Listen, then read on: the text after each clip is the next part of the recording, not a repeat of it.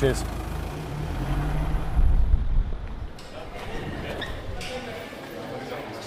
So welcome everyone to this seminar hosted by the Institute of Trading and Portfolio Management. We're lucky enough to have Anton Creel with us here today, Managing Director of the company, who's flown in from Singapore especially to give this presentation. And it wasn't long ago that I was sitting there in your position listening to one of Anton's presentations back in 2012 with little or no trading knowledge myself and just looking for somewhere to learn. And Anton's certainly been a great mentor to me over the years, as I'm sure he will be with you guys going forward. So that being said, it's my pleasure to introduce our speaker for the evening, Mr. Anton Creel. Cheers.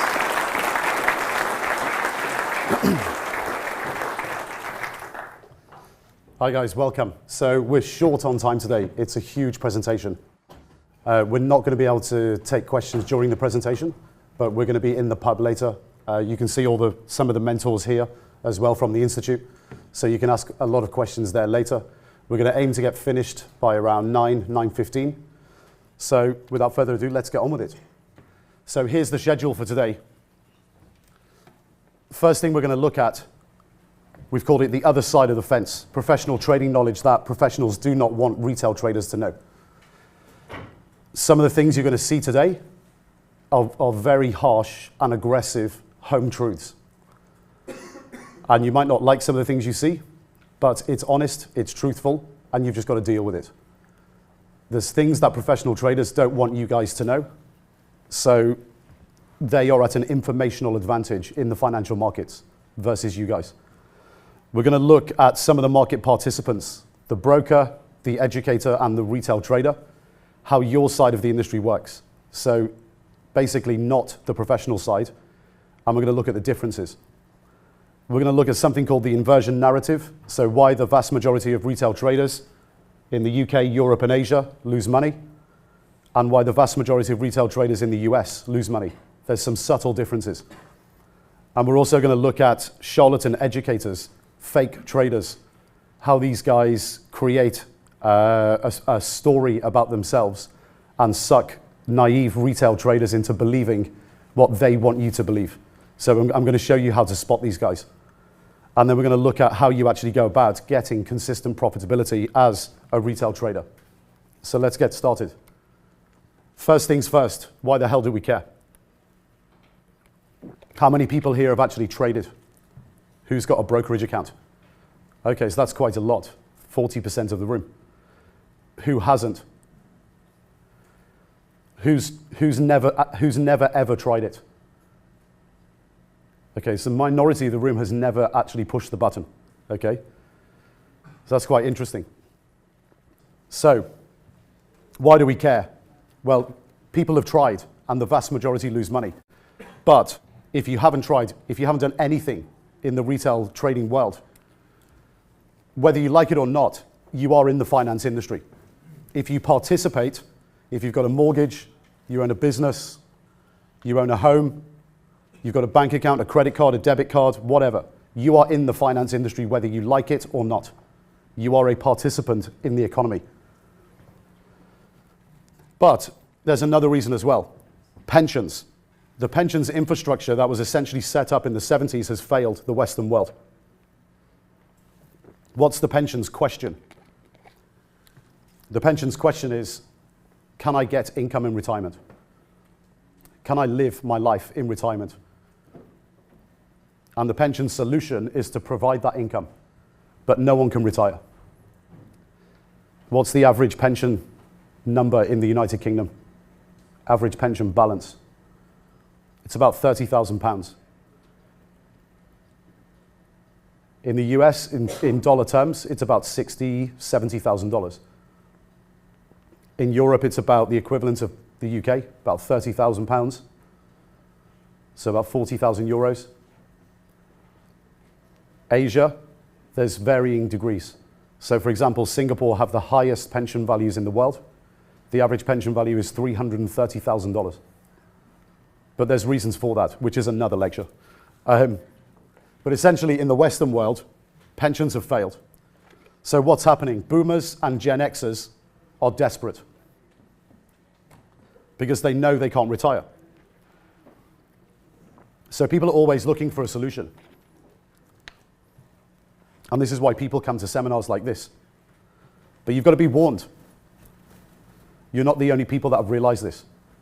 Everyone's realized it, and also an entire industry has been built around a narrative to provide you with solutions to this problem. Essentially catered to the desperate middle class fool. Now, this idea of learning how to do everything yourself, it's a noble idea, but it's fraught with dangers. Because there's a lot of bad people in the world who want to cater to the middle class fool, and those bad people do things that are not good for you. They're only good for them. And our continuous campaign at the Institute is to basically first show you guys how it actually works. Show you basically how the landscape, how the industry works, so you can figure out how not to lose money, how not to fall into all the traps, how to make all the classic errors as a trader or an investor. And then the second thing we do is actually teach you how to then go and make money. So the first thing you have to do as a retail person in this industry is to essentially make sure you have no downside. Don't do all the stupid things. Learn how basically to avoid all the mistakes. Then it's about learning how to make money over time. And we've been providing the information in this seminar, for example, for close to 5 years in closed seminars. So it's never been publicly available. And this is why we're filming today, because we're now going to stick this on YouTube. And the whole world's going to see it. And this is why you have to, if you've heard of this phrase, be woke. Okay? What you're going to get taught today, pretty much every retail trader will never, ever figure it out. And it's pretty simple, straightforward stuff. But most retail traders, the vast majority, will never figure it out. And even if they do, they've been on a journey where they've lost so much money to figure it out, it's now pointless. So here, we're literally saving you a lifetime of losses. Or if you figure it out after 10 years, a decade of losses. So this is really useful information. First thing you have to do when entering any industry whatsoever, if you were going to set up a new business, the first thing you would do is do an industry appraisal. Who are the winners? Who are the losers? How's the industry set up? What parameters can I operate in? How do I be successful? What mistakes do I need to avoid? If you were going into any industry, you would do that as a smart business person. Why would you not do it in trading? It's the first thing you have to do. And there's been some major trends in the last 30 years that really affect retail. And they're very important. They have significant consequences. The first one is how the market's set up. Who owns the exchanges? The exchanges is where all the business is cleared. Every time you press the button, the order goes down a pipe, through a broker, through an investment bank, to the exchange. Who owns all the exchanges? Well, there we have it. Intercontinental Exchange, ICE, own NYSE and Euronext. That's the majority of business in the market. The Chicago Mercantile Exchange owns the Chicago Board of Trade, NYMEX, and COMEX.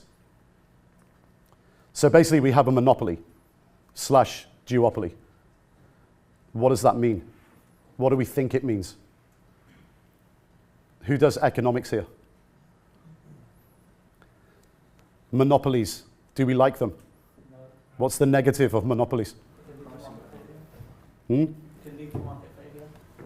Potentially. Pricing power, and control. So we'll come back to that later, but the exchanges are now basically owned by a couple of companies. And by having a monopoly, they can control the market if they want to. How the market is set up, how the players must operate. Who they incentivize. Parameters like this. We'll come on to it later again. Second, technology. Obviously, technology's played a major role in the last 30 years.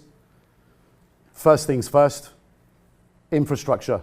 Massively increased retail trader participation 30 years ago, you'd be on the telephone, calling a broker and just accepting the price on the phone, whatever you got. What have you got now? Well, internet penetration, internet capability, speeds, very low barriers to entry.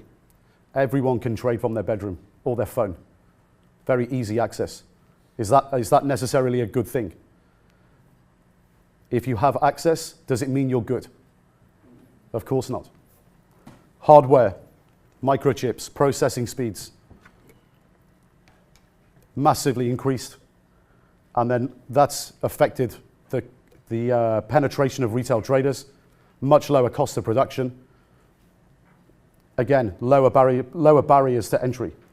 Software, connectivity to financial markets, and everything being organized for you. So making life easier. None of it actually means that the trader's going to be profitable. It just means you're supposed to have better access and better capability. It's supposed to help you more, but it doesn't necessarily mean you can make money. Regulators. Every problem we've had in the financial markets in the last 30 years, the regulator's done nothing to stop it before it's happened. It's always happened afterwards. The regulator is always passive and reactionary in pretty much every geography in the world. So in 2010, one of the main instruments that retail traders use are contracts for difference. They were banned in the United States. Why? Because too many people lost too much money too quickly. Also in 2010, IB contracts, which we'll come to later. Does anybody know what IB stands for? If you do, it means you're in the industry and you're on the brokerage side. Introducing broker contract. Introducing broker contract. Are you a broker? Yeah. Congratulations. You're not going to like this seminar. Okay, so IB stands for Introducing Broker. We'll go into the details on those later. But essentially it means that people introduce retail traders onto the broker's platform and get a kickback for doing so. They were banned in Singapore in 2010. Why do you think they were banned? Why do we think they were banned in Singapore? Because they're great? Conflict of interest. Conflict of interest. Hit the nail on the head. Loads of bad people were turning up into Singapore, like they do all over the world, and teaching people absolute nonsense, putting them on trading platforms, and everyone was blowing up and losing their money. So the regulator, government, stepped in and banned them. And this is very typical of regulators. They do it after the event. So what does that mean if you're a retail trader? Well, history tells us, as a retail trader, you have to regulate yourself, because the regulator's not going to save you. They're passive, reactionary. You'll lose all your money.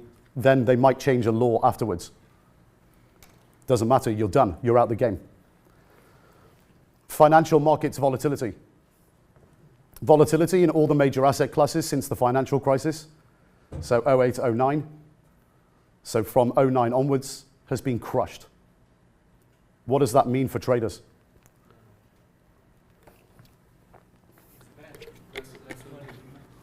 Sure. So volatility for traders is the lifeblood of a trader. A trader is a slave to volatility. Because without volatility, you don't have any risk and you don't have opportunity. And risk and opportunity are two sides of the same coin. It's called volatility. And if volatility gets crushed, risk and opportunities get crushed, which means returns over certain periods of time, over certain time horizons, peter to zero. So why is financial market volatility being crushed in all the asset classes? Well, the first main reason was the monetary policy after the financial crisis. So if you remember, the Fed was implementing QE, quantitative easing. What does that do? Guaranteed buyer of bonds, suppresses yields permanently. That feeds over into other asset classes because money keeps buying other asset classes to chase yield, which suppresses yield. So it goes all the way through the asset classes. Obviously, they stopped a few years ago, but there's other reasons as well. Technology. Why does technology and access for retail traders suppress volatility? Because there's more market participants. Why does more market participants suppress volatility? Because it increases liquidity. Why does more liquidity equal less volatility? In most cases. It means there's more willing buyers and more willing sellers at every price for an asset. Which means if you have an infinite amount of willing buyers and willing sellers, assets don't move. Create zero volatility. So this idea of trading now being like it used to be 15, 25, 35 years ago, where you can just turn up, day trade, and we used to call it scalping, is not existent anymore. It hasn't existed for a good 6, 7 years. And this is why day traders have basically not made any money or lost money over the last 6 years. So this has had a huge impact on retail traders because there's less opportunities over shorter time horizons. So the professionals have totally changed their approach in the last 7 years. Why? Because professionals do what the market tells them to do, not the other way around. And we get this message through the Institute probably 10 times a week, exactly the same question through the website. And it's literally worded the same all the time. I am a Forex day trader. Can the Institute's education help me? What's wrong with that statement? Why is that? We think it's the most stupid statement or question anyone can ask as a trader. Why do you think that is? The person is trying to dictate to the market how he's going to trade. Exactly. So the person is literally saying, I only trade one asset class and I only trade over one time frame. That's all I do.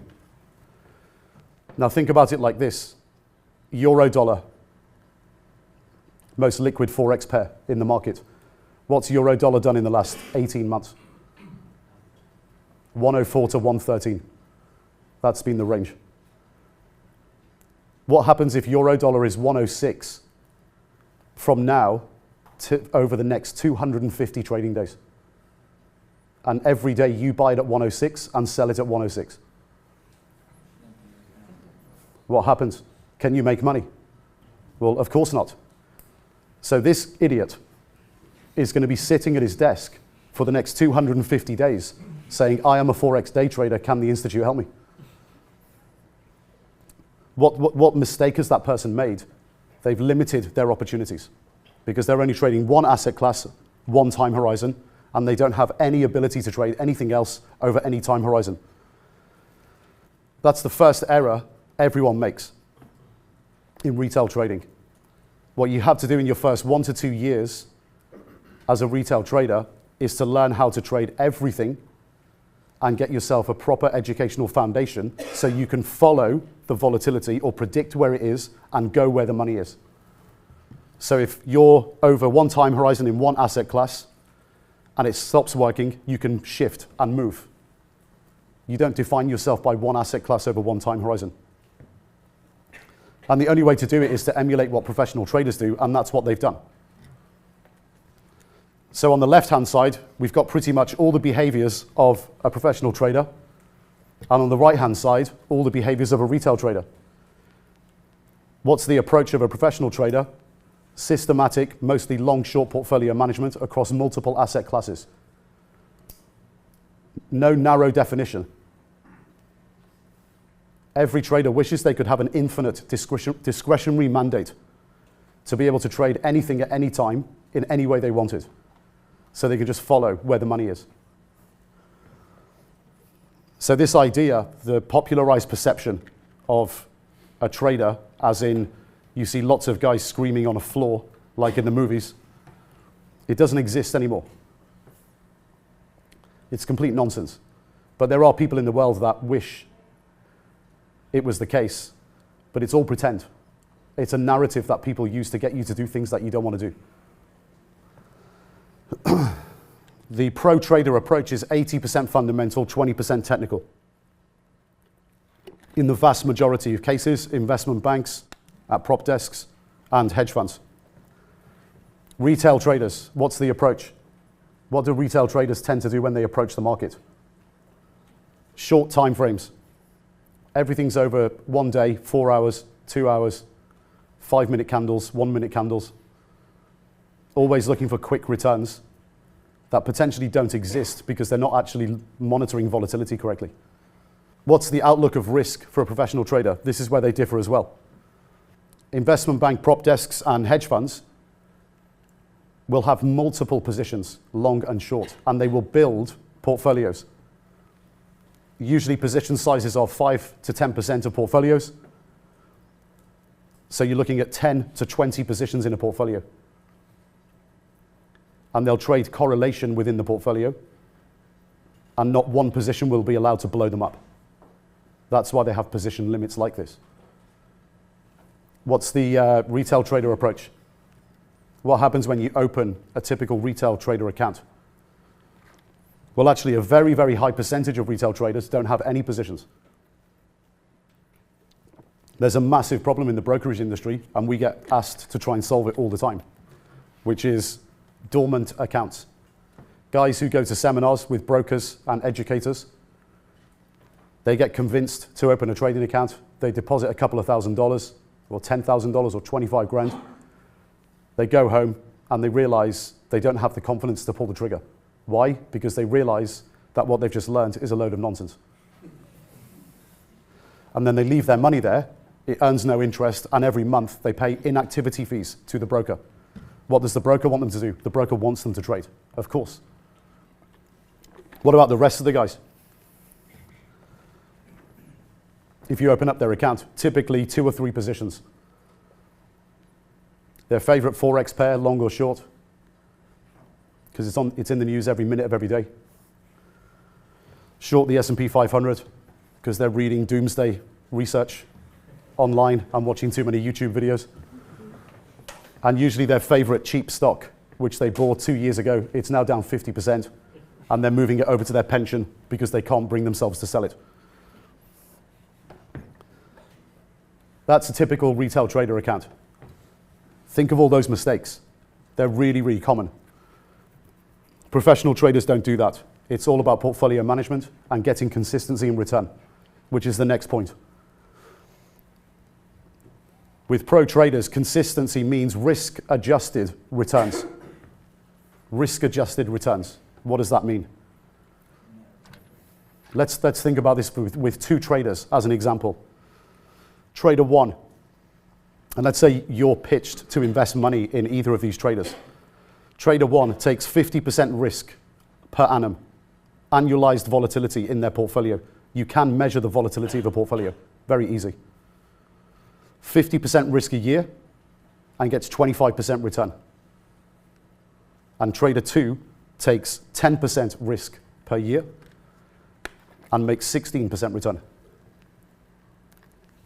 Who's the better trader? Of course. Trader 1, you can't invest in. So whatever you put with Trader 1, he could blow up literally in 6 months. And your investment is 0. With the other guy, he could lose 10% in a year. But he's knocking in 16%. His return is higher than the volatility of his portfolio. He's an efficient, optimized trader. And a lot of these hedge funds are literally employed to do that. So they will have a volatility cap on their portfolio that they can't go over. They're not mandated to take the market risk. They're mandated, for example, to take 10% risk. That's why their investors are investing. So if they don't beat the S&P, they don't care. Because they're signing up to take 10% risk, no more. What do retail traders do? Everything short-term binary. So they'll have no positions or 1 or 2 positions. They'll sit around for 3 weeks waiting for the non-farm payroll number. And then they'll take a bet 3 minutes into it or 2 seconds after it. And the vast majority of time they're cutting afterwards. And that's probably one of the stupidest trades you'll ever do, because all the professional traders have got a very, very good idea what the number's going to be, And when a retail trader reacts to it, the professional traders have already predicted it, and retail traders are providing the liquidity to the professional side to get out of the trade. So professional traders have predicted that number for a month before. And even if it's higher or lower than consensus, which is economists, the professional traders have predicted that it's going to be higher or lower than consensus. It's called the whisper number.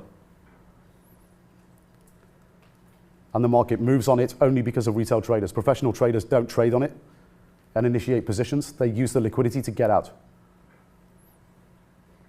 So it's all short-term binary for retail traders. And the short-term binary approach provides liquidity for the smart guys who are predicting the future. It's providing liquidity for them to get out. What's the outcome of a professional trader? What do they want to achieve? Well, the first thing is capital preservation and then growth. The retail trader wants to achieve big money very quickly and not necessarily consistency, and the outcome is they just blow up. Capital destruction. So the key differences here, the professional traders have realistic expectations and targets, and their target is to get rich slowly. And they want to trade forever, or at least until retirement, or until they die. Retail traders, very unrealistically high targets, and they never meet their targets. So they stay poor or get poor quicker. Expectations are never ever met. Targets are never met, and they just blow up. That's the typical scenario. Now I want you to think about this in terms of a retail broker. A professional trader's broker is the investment bank. That's an institutional broker.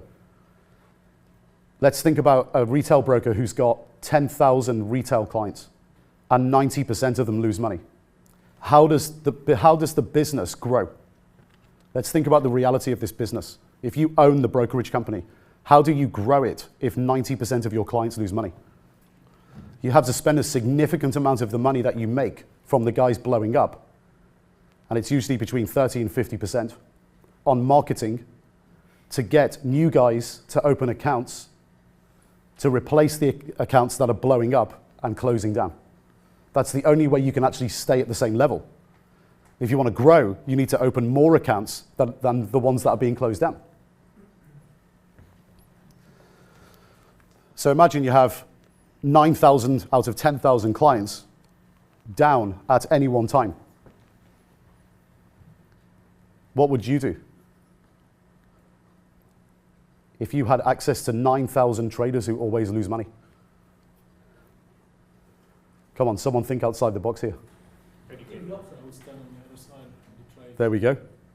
You take the other side of their trades, wouldn't you? Why? Because then you'd have a 90% win ratio. You'd be the best trader in the world. So what we're going to show you here applies mostly to international markets outside the US. As we mentioned earlier, US CFDs were banned.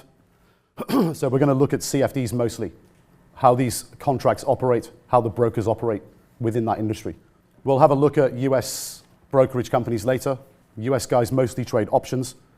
So we'll concentrate on outside the US, as in the rest of the world. So we're going to be looking at UK, Europe, Hong Kong, Singapore, Middle East, Australia, New Zealand, South Africa. What we'll show you here initially is what happens in all of these territories. All the same brokers are in all the same places. So I've mentioned this briefly again, the 90-90-90 phenomenon. Who knows what that stands for? 90% of traders lose 90% of their money in 90 days. Yeah, 90%. Let's be specific of how it works. 90% of retail traders, so the retail brokers' clients, lose 90% of their deposited margin within 90 days. So what is margin? It's the money you put in your account, and you get leverage when trading CFDs. But what is a CFD? Well, you don't actually own the asset. CFD is contract for difference. So if you were to buy a CFD on a stock, it's a contract that is supposed to mirror the price of the underlying asset, as in the real stock. So when the real stock goes up a point, the contract is supposed to go up a point at exactly the same time. That's what it's supposed to do. So when you're on the platform and you press the button to buy on a CFD platform, you don't own the stock. You own a contract that mirrors the price. And that's why it's called a derivative, because the price of the contract is derived from the underlying asset. And there's two types of margin. There's the initial margin that you put in your account, and then once you have a position, what we call variable margin. How much your margin is going up and down, how much you're making or losing. Because what happens at the end of the day, if you buy the contract and the stock goes in your favor, the broker pays the difference into your account. Contract for difference. If you have the reverse situation, the broker takes money out of your account if you're losing money. And what happens when your margin goes to zero? You get a margin call. You have to deposit more money in your account, and if you can't, the broker will stop you out of the position and you're done. Your account's blown up. So that's why we call them contract for difference, because the difference is taken out or put in. Typically in Forex, obviously Forex is a very popular instrument for a popular asset class for retail traders.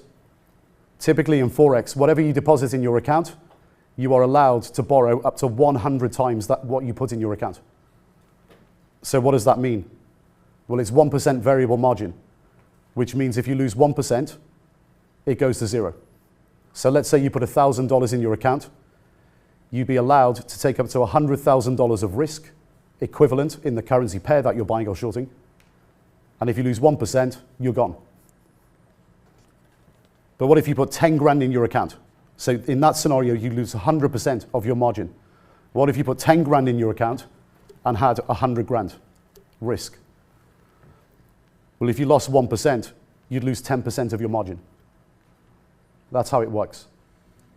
So what do most retail traders do? What do you think the average balance of a retail trader's trading account is in the UK, Europe? So this is in rest of world, outside the US. It's a couple of $1,000s. And what are they doing? Taking $200,000 positions in Forex and blowing up in days. 100 times leverage, we call it.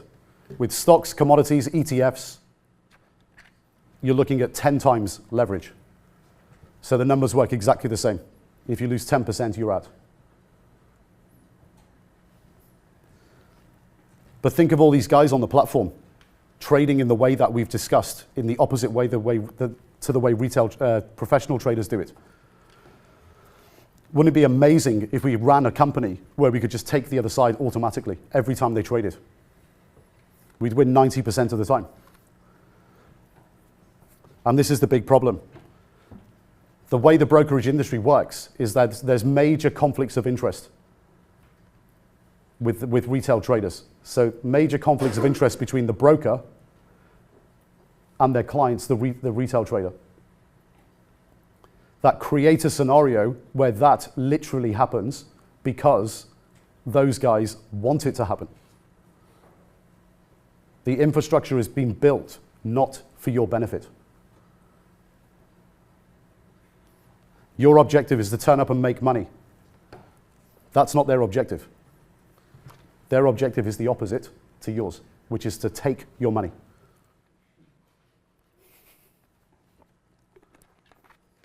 So the first two conflicts of interest are really obvious. There's four main conflicts of interest. Spread and commission. So spread. What's spread? Well, if you buy something, you're buying it in the market, for example, at 6, and if you sell it, you're selling it at 5. So the broker makes 1. You pay the spread. So if the broker has 2 clients, the broker can buy it at 5 and sell it to you at 6. So 1 seller, 1 buyer. They make a spread. So they make a spread on every trade and take turns. We'll use this phrase again in a second. The word turn. Taking a turn is buying something at 5 and selling it at 6. So the spread and commission. So spread happens in Forex. There's no commission in Forex. You pay the spread in Forex. You pay the spread in stocks. But in stocks, you also pay commission. So you'll pay a percentage commission to trade in and trade out. So those two are really obvious conflicts of interest, but everyone tries to ignore them for some reason. So what does that mean? those two things mean that the broker, by default, is absolutely 100% incentivized by volume and frequency. So they want you to trade in the biggest size possible as frequently as possible. So put 2 and 2 together. Why do they lend you 100 times what you put in your account? Because they get paid. The next two are not so obvious. The financing turn and the OTC gain. Does anybody know what OTC means? Over the counter. Right, so CFD contracts are over the counter contracts. Okay? And when they take the other side and make money, it's called an OTC gain. First incentive, we'll just get it down now. First retail broker incentive, volume and size. Trading as frequently as possible in the biggest size possible. That's how they get paid. The other two, not so obvious, this is how it works. So the first one, financing turn. Who finances the leverage with brokers? Does the magic money fairy from the sky come down and give brokers money to lend to you? Where does it come from? Comes from investment banks. So if you want to set up a retail brokerage company, get yourself $30, $50 million, go to an investment bank, use that money to collateralize some debt, and ask them to borrow $250 million. Ask them if you can borrow $250. You get yourself a revolving credit facility, build a trading platform, and then farm out the credit on the platform to retail traders. So you borrow at, pretty much now, this will be the case, you borrow at 2 3/4, farm it back out for a point higher. So you take a financing turn on the debt. But what else gets collateralized? How do you get away with turning up to the investment bank with only $30 to $50 million regulatory capital and then borrowing $250? How do you get away with that? Because retail traders are going to open trading accounts. And when they put their money in the accounts, that money is collateralized as part of the revolving credit facility. And then you're basically putting the money in your account and sponsoring the broker to lend you money at a point higher. So essentially, you're financing your own rape. That's how it works. Now, of course, if 90% of clients lose money and you want to take the other side, you want to borrow as much as possible so you can take that other side. So, of course, you're going to lend out as much as possible, teach people how to trade as frequently as possible in the biggest size possible, so they pay you. You take a point on the financing, and then you get the gain on the other side when they lose. So retail broker incentive 2. Provide third-party financing with no risk or very little risk. Take a turn out the financing and use the credit facility to encourage retail traders to trade as frequently as possible in the biggest size possible and take the other side of all the trades. Not a bad business. And again, why are we looking at this? You need to understand the realities of the industry. Step 1. This is how it works. Step back for a second and think how long it takes you to open a trading account. Quite a few of you have opened trading accounts before. How long did it take you? Someone shout out. 10 minutes? What did you provide to open the account? Passport? Utility bill? So identify yourself, utility bill, confirm address, you are who you say you are. What else did you have to do? You'll sign some terms and conditions because they'll qualify you as someone who's got money. Did you read the small print? Sure, and we're assuming everyone's non-professional. So in the terms and conditions, what are you actually doing when you sign them off? The only line that matters is one line, and it'll be in there somewhere. I'm happy to lose all my money. And the broker is not, it's not his fault. Broker's got nothing to do with it. It's a risk disclaimer. I'm happy to lose all my money. So that's all you do. Passport, utility bill, fill out the terms and conditions, sign it off. I'm happy to lose all my money. Then what happens? You've got a trading account. You've got access. A total stranger who's never met you is willing to lend you 100 times what you put in your trading account because you provided them a passport, a utility bill, and said, I'm happy to lose everything. Welcome to the world of retail trading.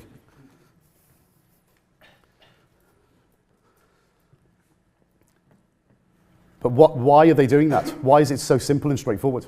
Well, think about the regulators. Passive, don't care. They react. Retail brokers, clearly with these conflicts of interest, are absolutely incentivized to create a narrative around the infrastructure that increases your chances of losing money. In fact, the infrastructure itself is self-perpetuating. Think about it like this.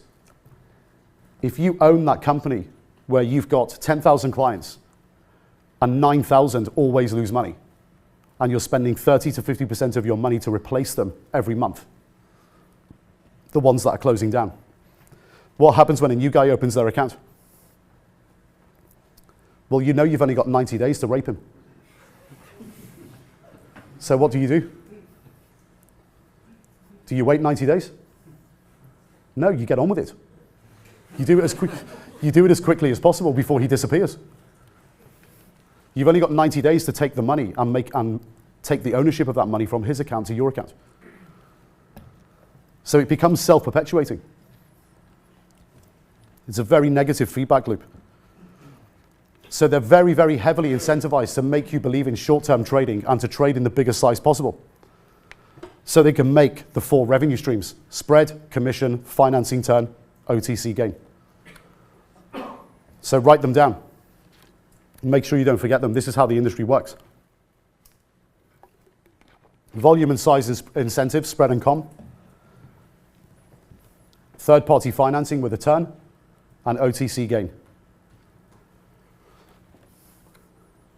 And this is what the industry looks like. This is what the trading industry looks like, the infrastructure. On the left-hand side, we've got exchanges and investment banks. And everything to the right of that is retail brokers, trading educators, retail traders. We've put a few labels under each. So the investment bank, what are they doing? They're providing the credit facility and clearing to the brokers. And that order flow goes through them electronically down to the exchanges and trades. It all happens within less than seconds. What's the retail broker doing? Well, the retail broker, if we skip the educator for a second, the retail broker is providing the access, so platform and software, financing, leverage, and liquidity. Now that's important because without the brokers, you wouldn't have liquidity. So that's the positive that retail brokers provide to retail traders. You can access liquidity that you wouldn't get anywhere else as a retail trader. So what does that tell you? It's a necessary evil to use retail brokerage platforms as a retail trader. You have to use them. We'll come back to that later. But what type of education do you get from brokers? Well, there's an incentive. There's a conflict of interest. You're not going to get education that helps you make money.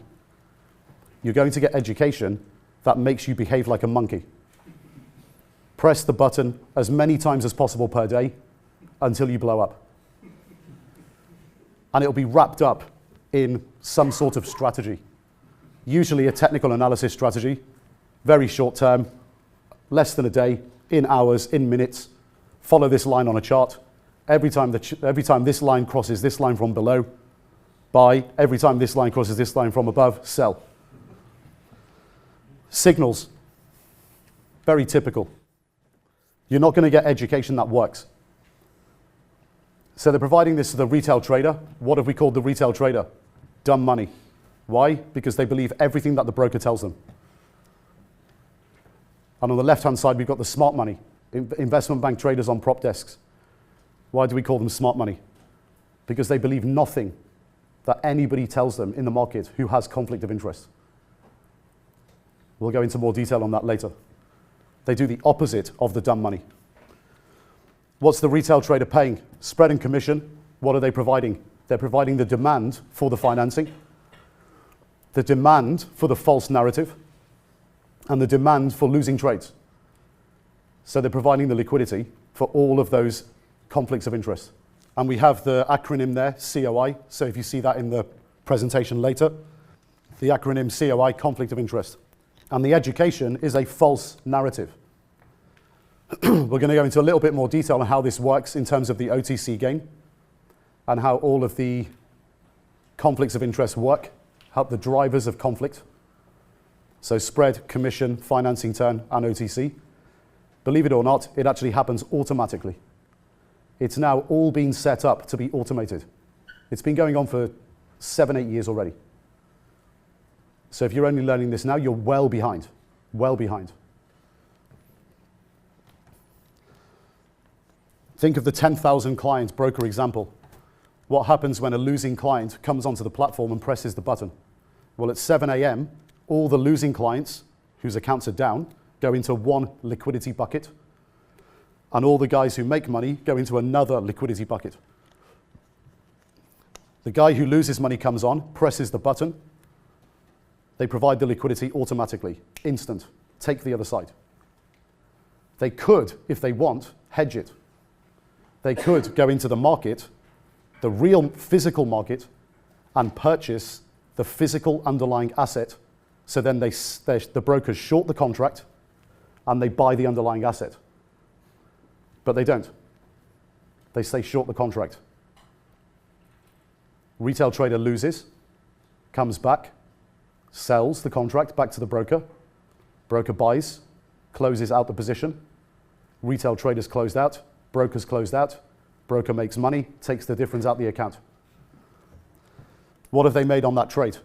They've made every revenue stream, spread, com, financing, and OTC gain. And literally it's all automatic. It's automated software. It happens in a second. So the hedge, if they choose to put it on, will happen automatically down the pipe through the investment bank. It's just a two-way pipe. Now, what happens if it's a guy who makes money? Well, the guy trades, buys the contract on the platform, broker shorts, automatically hedges by buying the underlying asset. The guy makes money, comes back, sells the contract, broker pays the difference into the account after unwinding the hedge. Has the broker lost money?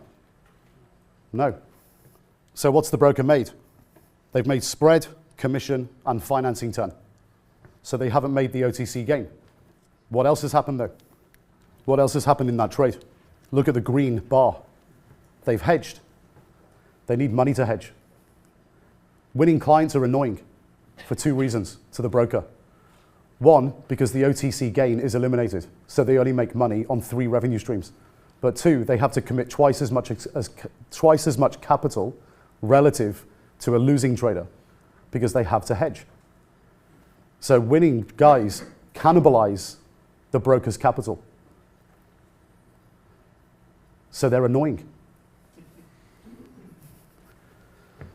Losing traders are fantastic because they get the 4 revenue streams and they use X capital to trade with that client. Winning traders are annoying because they make less money and commit twice as much capital, 2X.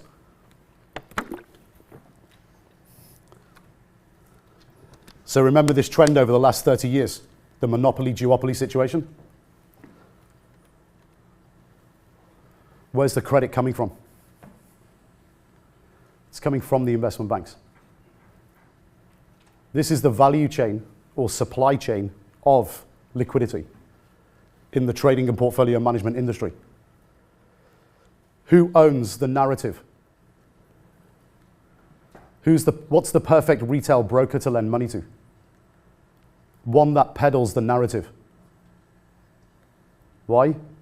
Because the investment bank can lend them money and make money out of it forever.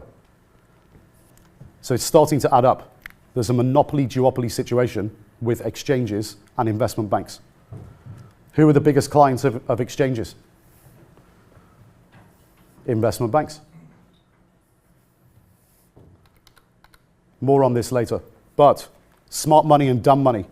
This is why we labeled smart money on the professional side, investment banks, prop desks, dumb money on the right-hand side as the retail traders. Smart money understand how the financial markets work. They understand conflict of interest. It's professional trading 101. It's the stuff you get taught in your first couple of months at Goldman Sachs or any firm. That's good. They avoid trading in the way that other participants in the market who have conflict of interest want them to. They avoid it. And they do everything in the opposite way to the way retail traders do it. What do dumb money do? Believe everything they're told and rely on the infrastructure provided to them by financial market participants with conflict of interest. Believe that the infrastructure has been built for their benefit when it's actually been built for the opposite purpose. They trade in the way that they're told to trade, and they do everything in the opposite way to the way professional traders do it. But there's a catch. We talked about it earlier with the non-farm payrolls example. That's very typical. Smart money requires dumb money to exist. Who's supplying the credit facility? The investment banks. Who's the perfect broker? The one that peddles the narrative. Who's the perfect client? The client that believes the narrative. And it creates the negative feedback loop, and the professional traders win.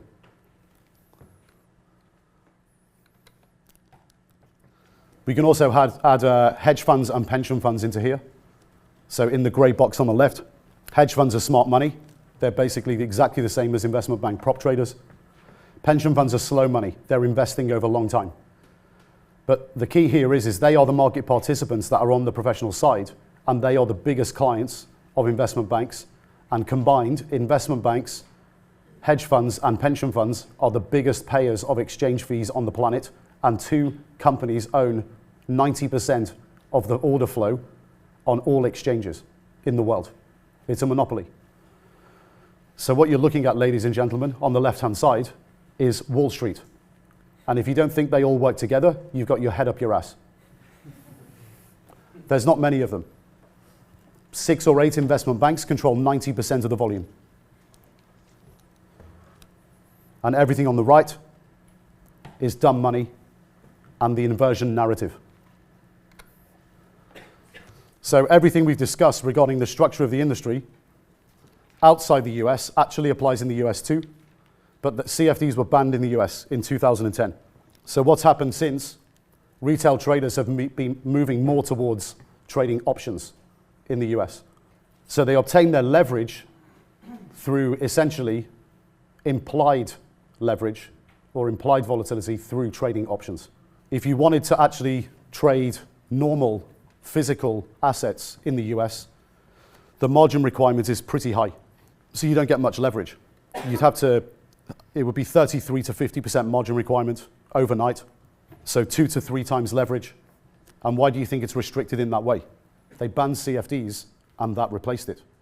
And then everyone's going for options to get leverage. Index, Forex, and commodity futures, there's lower margin requirements, but the tradable set is pretty small, as in your amount of opportunities to make money because of the amount of contracts or assets you can trade is very low. So it's about 60 contracts, typically on a retail brokerage platform. And that compares to potentially 42,000 stocks. So your tradable universe is really small. And this is why options contracts have become very popular in the US, because retail traders can deposit less margin and get potentially much higher return if they make money through trading the option of an asset. And this is obviously a totally separate class in terms of options, but the two most important variables to consider with an option are theta, so time decay, and volatility. Theta, you have to be right by a certain date. Options adds this other element to a trade whereby you're not just long something and you can be long forever. You have to be right by a certain date. Otherwise, your option expires worthless. Volatility.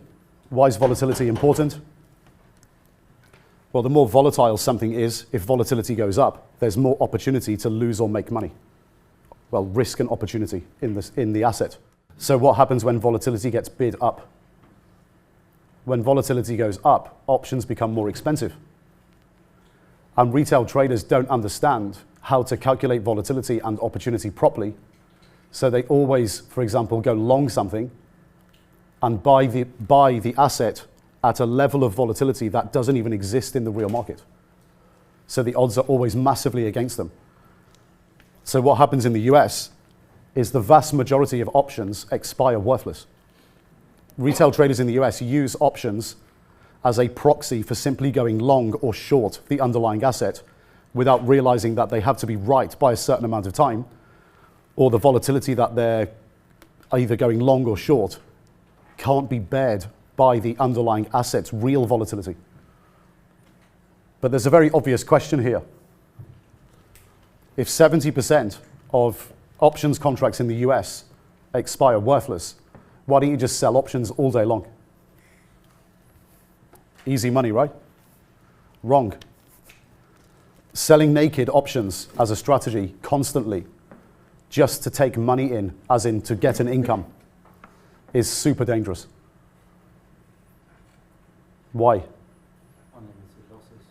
Unlimited losses on many of the trades, yes. So if you do that, it's basically like picking pennies up off the railway track. You're playing a very dangerous game. If you don't have significant amounts of money to bail yourself out when you get 1 in 10 wrong, you're going to blow up very, very quickly. Now, do the brokers know this or not? Of course. So if you go on the platform and start naked selling options a lot, the broker's going to just stop you in your account from doing it and ask you to put up significantly more amounts of margin to cover the potential for any crazy losses. You essentially have gap risk in your trades. So you sell a call option, hence giving the buyer the right to buy the underlying asset at a certain price before a certain date. You take in a few $100, congratulations. Go to bed, wake up the next day, the company's been taken over for a 100% premium by one of their competitors, and you're bankrupt. Happens all the time. So that's why it's not that straightforward. Just because 70% of options in the United States expire worthless doesn't mean just go into the market and start selling options every day to make an income.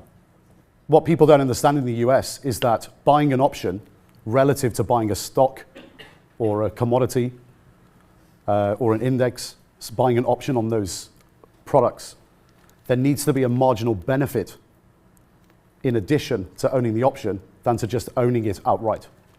And if there's no marginal benefit, there's no point, because you have to be right by a certain amount of time. So the risk reward has to be much more favorable over the amount of time, and you have to see catalysts that the market doesn't see. And you have to trade at the right price. If you're not trading at the right price, the risk reward will never be in your favor. So again, this massive gap in education and understanding of how these things work exists in the United States. So the options class is a whole different class. But let's have a look at the inversion narrative. We already know what the incentives are, the conflicts of interest. These conflicts of interest lead to what we call essentially a front door to the industry of lies and bullshit. That's what the inversion narrative is. You're being told the opposite of reality and the opposite of truth.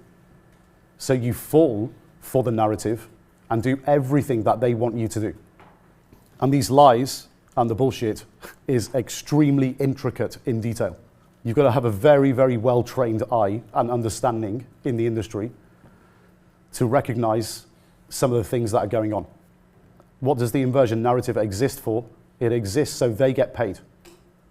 And wealth is transferred from your pocket to theirs. It's that simple.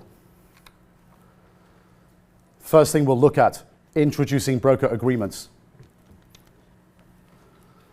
This is infrastructure that was inside that chart that we saw of the industry, and we briefly mentioned it. The retail broker provides contracts to people called educators. And these contracts are called introducing broker agreements. Now, the broker has to do this. In every country where there's regulation, the broker has to provide a contract to somebody who is introducing people onto their platform. What do those contracts typically state? Whoever you put on the platform, whatever they pay us, every month we'll rebate you 25 to 50% of the money they pay us. So what does that mean? Conflict of interest. It means that the trading educator is incentivized by exactly the same formulaic process as the broker. So what do they want you to do? They want you to trade in the biggest size possible, as frequently as possible, and believe the inversion narrative, and lose. Now in the US, this happens all over the rest of the world, outside the US. In Singapore, they're banned. In the US, a trading educator can't get a percentage rebate. They'll get a flat rate. But the inversion narrative still exists. Why? If you get paid by the broker as an educator, whether it's a percentage or a flat rate, it doesn't really matter. The outcome is the same. What's the outcome? You still have the volume incentive, just like the price one. No, so let's say, for example, you got introduced onto a platform and the trading educator got paid $500 flat rate. Why does the trading educator care how much you trade?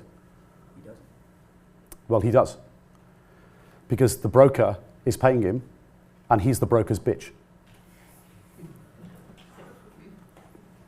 He works for the broker. And the broker will not work with an educator who doesn't push the inversion narrative. They won't even get a contract. They'll have their contract cancelled. So this is why when we look from the left-hand side to the right-hand side of the industry, those red arrows you see are essentially arrows of where the narrative is coming from and the power is coming from. Because all the way from the left to the right, every participant individually, as you continue across, is the bitch of the one next to them. Does that make sense? They won't even get the contract. The contract will get cancelled. And then the trading educator doesn't have a platform that they can introduce their students onto or their clients onto. So then they're lost. They don't have a business. Make sense? They're the bitch. So how does the Institute get around this?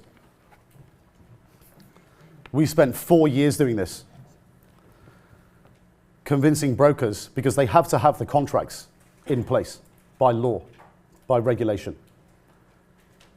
We force the brokers to write 0 on the contract. So it says on all our contracts, the Institute will receive 0% rebate and commission and flat rate. 0. Why do you think we do that? To eliminate the conflict of interest. Because we know if it's there, only bad things can happen. Why would the brokers do that? Do you think the brokers like that? Trading volumes. Why would they not like it? They lose the source of revenue. Yes, potentially. They can't get the bitch. Less bitches. Less bitches, more winners. So think about it like this, right? If you're the brokerage company with 10,000 clients, okay? What did we look at before with marketing? 30 to 50% is spent to get more accounts in, to open more accounts than accounts are closing down, okay? What do IB agreements provide brokers? They provide them with distribution and marketing where they don't have to pay marketing dollars up front. So a trading educator is going out on their own dime, setting up events like seminars, webinars, stuff like this, teaching nonsense, introducing guys onto the platform. They pay commission. They trade as frequently as possible in the biggest size possible. Broker takes the money in. Hasn't cost the broker anything. And then a check goes back out every month, 25, 50%, or a flat rate to begin with in the US, but they won't work with anybody who doesn't push the inversion narrative. So what is it doing? It creates infrastructure that lowers their marketing cost.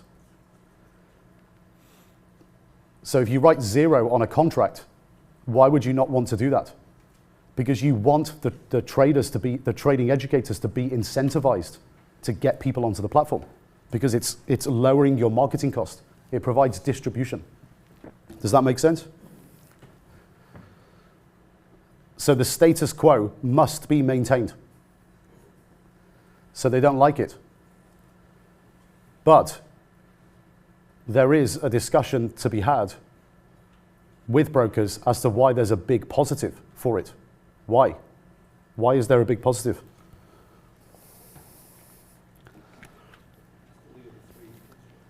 Sorry? Still three income streams, commissions, but No, it's not the revenue streams. retention? Retention is a very big positive. So if you introduce guys who only make money, they're never going to close their accounts. Of course. It's cheap marketing. Cheaper marketing. What else? What do you think is going to happen in the future with IB contracts? Who banned them in 2010? Singapore. Who recently banned them? And who recently banned CFDs? Belgium. US banned CFDs. It's our strong belief that IB contracts at some point will be banned everywhere. So here's your first trade idea. First trade idea from the Institute. The morning you wake up and you see the headline, IB agreements banned in UK, Europe, US, everywhere. What happens to the publicly listed brokerage stocks? They're down 80%.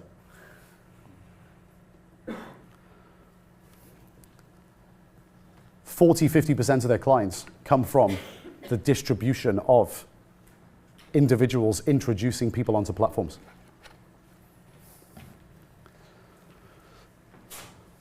So that's gone. Distribution and marketing is gone.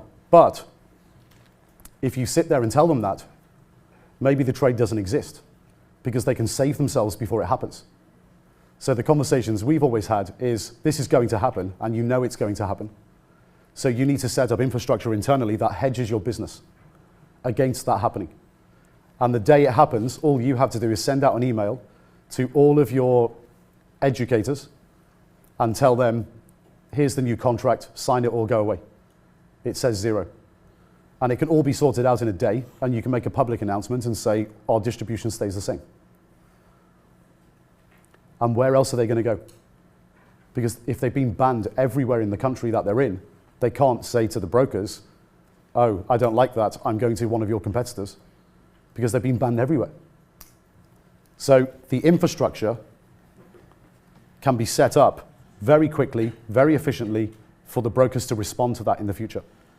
Retention is a big one. Instead of having to spend marketing dollars all the time to open trading accounts that are opening more trading accounts than are closing down, it lowers marketing dollars because you give them a coupon business. It's like a bond.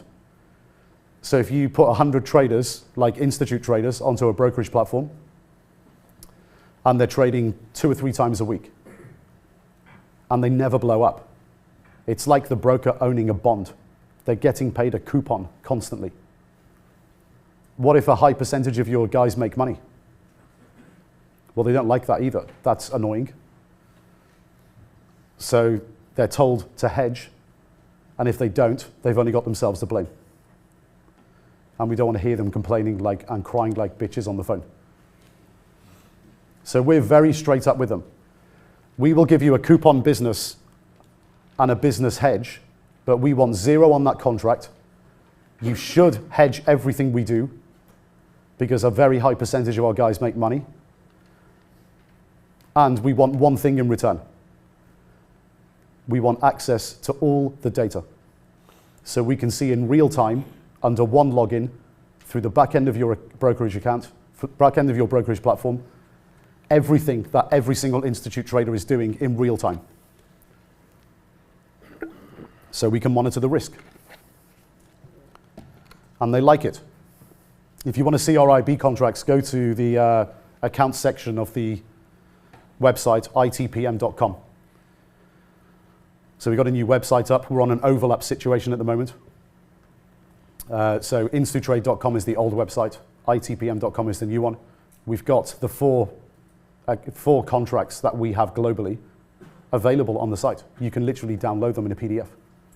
Took several years to negotiate them all. The one we have in the States, we've gone a step further now, and we're about to get another one in the rest of the world that does the same. Instead of them writing 0 on the contract, which has taken us 3-4 years to negotiate, prove the infrastructure works, let brokers like us, let brokers see that it works, give them a business hedge, show them that the business is good, and they're just being stupid if they think it's not. The one we've got in the US at the moment with TradeStation, 20% of the money that you pay, well, institute traders pay to TradeStation, gets rebated back into their account every month. So just give it back to them, up to the value of the education that you buy through the institute. So what does that mean? That means you get your education for free. You've just got to commit by putting the money up first to pay for it. Then when you become an institute trader, over a 2-3 year period, you're going to get the money back into your account that pays for the education. So it ends up being free. And we've negotiated the contract outside with a new broker that we're bringing in the next 1 to 2 months. And they're going to rebate 20% in the rest of the world. So what that is called is a soft dollar agreement, called softing. You're providing a service and the broker's paying for it. You're providing a service to their clients and they're paying for it. So we always eliminate the conflict of interest. It's one of the most important principles that we get right in the Institute, that we always implement. So unlike the other educators, we're not incentivized by volume and frequency. We're totally the opposite. We actually want you to make money. Because if you do, it means all of our data is good. So what are they, these guys? The trading educators that have got volume and size incentive. They're essentially the brokers in disguise. They're incentivized by the 4 revenue streams. Well, the three as well. 3 because they get the financing, so not the OTC gain. But the broker is paying them who gets the OTC gain, so they're incentivized indirectly. They just want you to trade as frequently as possible in the biggest size possible, so they're always going to show you trading strategies that pay them, not you. Charlatans, they're known as. Guys who pretend to be traders, but they're not. They're fake traders. They're internet marketing imposters. Here's the red flags of a charlatan educator who pushes the inversion narrative and is essentially working for the broker. Day trading always works. Well, we know it doesn't always work because the trader is a slave to volatility and the trader doesn't tell the market what's possible, the market tells the trader what's possible. Remember our euro-dollar example, 106? Buy and sell for the next 250 trading days. Buy at 106, sell at 106. If there's no volatility, you can't make money. Impossible. So day trading doesn't always work. In fact, it works in the minority of cases. It only works in history in the last 15 years, 20% of times, on average. And that is a statistical analysis. You can't argue with it. We're looking at US equities in particular, specifically, and the major Forex pairs. And 80% of the time, it hasn't worked. The odds are not in your favor. So what does that mean? You're being told the inversion narrative. You're being told the opposite of what's true. But what does that do for the broker and the educator? Guaranteed volume every day. If you absolutely believe that day trading always works, or works in the vast majority of times, in history and going forward, what are you going to do? Well, you're a guaranteed idiot. You're guaranteed to trade all the time. Fantastic, perfect client. They get paid, not you. Next one. It's better to not have overnight risk. and to exit your positions at the end of the day always.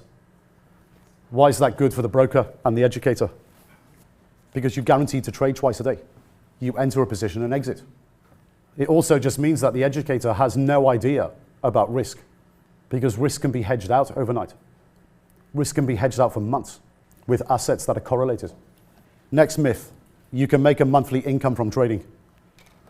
Well, we know that can't be true. Why? Because you need volatility. What's one of the big educator slogans? Make $10,000 a month trading the international Forex markets. Get the life you deserve. Well, what if the Forex markets don't move? You're not making $10,000 a month trading the international Forex markets. You're losing, and they're actually right. You are getting the life you deserve because you're an idiot.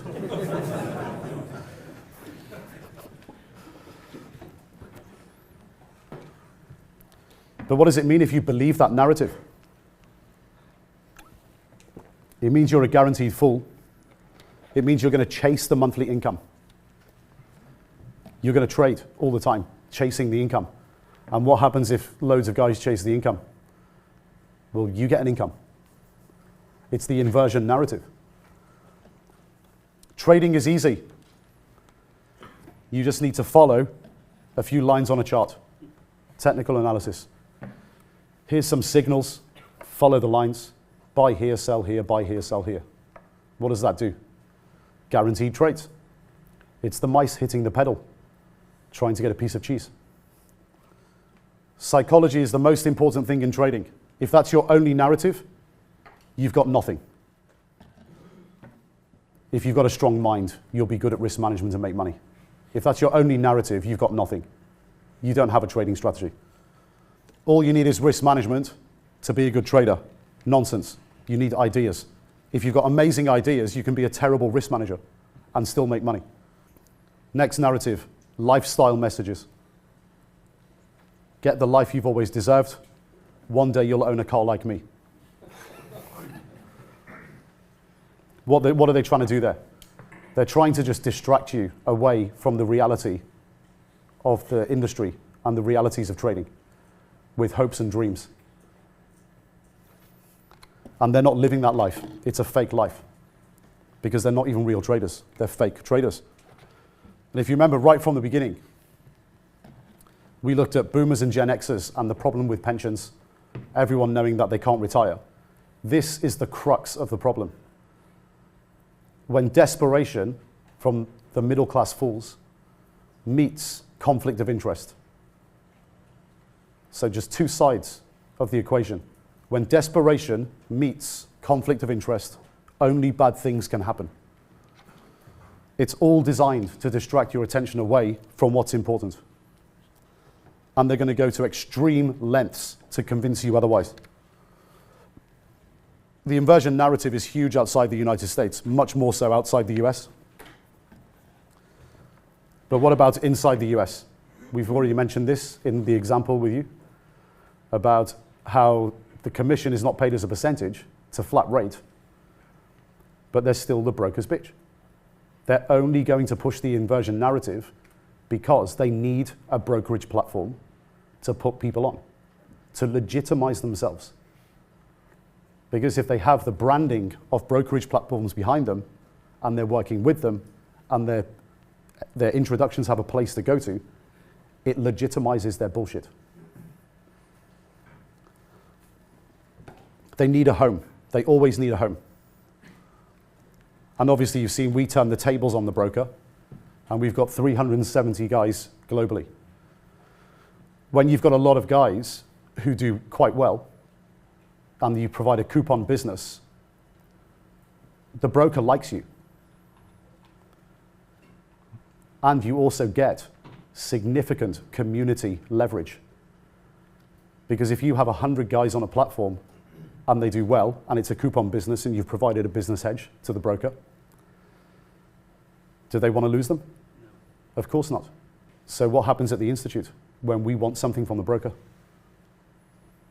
they become our bitch because they don't want to lose 100 clients. We've turned the tables. So what does it look like in practice, the inversion narrative? 1, IB agreement. I don't think we have to beat that drum again. But one thing you should absolutely do if you go to get taught by someone in the financial markets who professes they're an educator and they're good at teaching and they're a guru trader, ask for their IB agreement. If they're introducing you onto a platform, the contract has to be in place. It's illegal for the broker to not have the contract in place. So if the educator won't give it to you, where do you go? Well, first of all, what's the message if he won't give it to you? What's the message from the educator if they say, no, I'm not giving you a copy of my contract? They've got something to hide. Or they don't have a contract, which means it's illegal. So either way, it's bad. Where do you get it from? Well, actually, contact the broker and ask for the email address to their compliance desk. Under regulation, they absolutely have to provide it to you.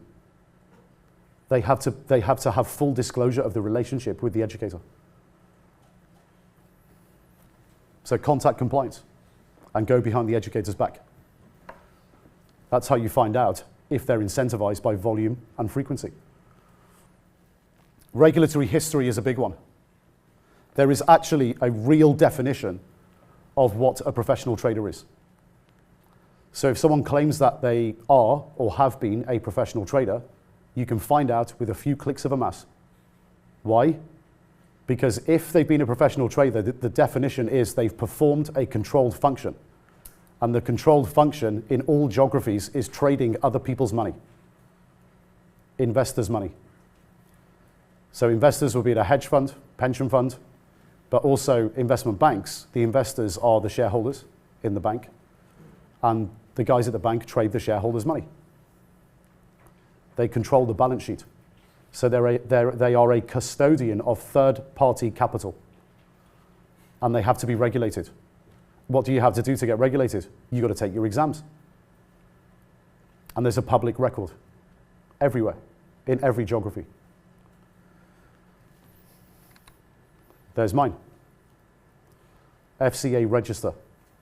So Goldman Sachs, Lehman Brothers, JP Morgan, regulated to perform controlled function of trading other people's money. And Woolwood Consultants, which is a small firm that we had, 4 guys, and we had to be regulated because we traded each other's money. Very straightforward. Another easy way of finding out is if you know someone who's got a Bloomberg subscription. If you know someone who's got a Bloomberg subscription, just ask them to type your name into the search field or the name of the educator, and then click on, I think it's 8, career. And it comes up with the full career of the person who was a subscriber to Bloomberg. Now, it's difficult for retail because it costs $25,000 a year, but Bloomberg records the career of professional traders and professionals in the market. Not hard to find if you do a bit of digging. That's online. Creel joins JP Morgan, equities trading team. That's online as well. So at Lehman before. You can literally do a little bit of digging around and find out if someone has actually been a professional trader in their career. It's not difficult. But people just don't understand what the definition is between a professional trader and a retail trader. This is Raj, one of our mentors in the US. Regulator in the US is FINRA. So Raj was the head of options trading at Bank of America, head of options trading at Nomura, worked at a few places before, but he was the youngest managing director at Bank of America at the age of 29 and ran options at 29 years old. So, bit of a player, knows what he's talking about. Takes 5 minutes to find that online. 5 minutes. Here's the rest of our mentors. So Tristan, Chris Cathy's over there.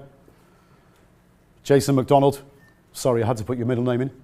Me too. Ben Berg-Green, who's over there. Hisham, who's arriving tonight. He should have just landed, actually. He lands at 8:30. We're doing a conference at the weekend.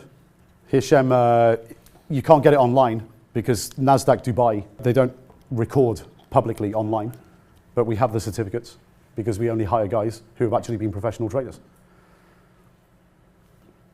So you can go to any of those links and you'll find everyone's background. Now, none of our guys have to be regulated now. Why? Because we don't perform controlled functions. But the point I'm making here is this, is if you are being told by somebody who professes to be a professional trader or has been a professional trader, all you have to do is check. And what happens if you draw a blank or you can't find it? What happens if you ask them to prove it and they can't? What's happened? You've been told by a retail trader that they are a professional trader or they have been a professional trader. So what does that mean? You're being potentially taught by somebody who is exactly the same as you. Just because you have access to a brokerage platform or a trading account with a couple of $1,000s in it and you trade every day, it doesn't mean you're a professional trader or have been a professional trader. It's like me going out into my back garden every day and kicking a football and saying I'm a professional footballer. Barcelona are not signing me up next week. And I should not be teaching football. It's pretty straightforward. So anyone can do their research. And if you don't, you're actually being really irresponsible. All you have to do is check the regulatory history. So check for the IB agreement, check for the regulatory history. The vast majority of trading educators in the market have absolutely zero professional trading experience. They are retail traders pretending to be professional traders. And it takes one check. So now you know the definition. If they have no status, no history, having a controlled function of managing other people's money, it means they've never been a professional trader, and they can't claim to have been one.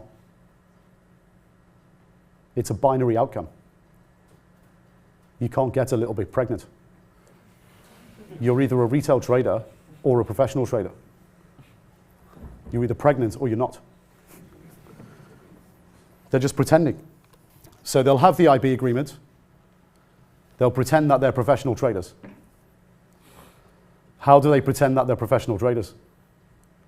Well, we live in an online world, and they'll create completely manufactured backstories of their lives.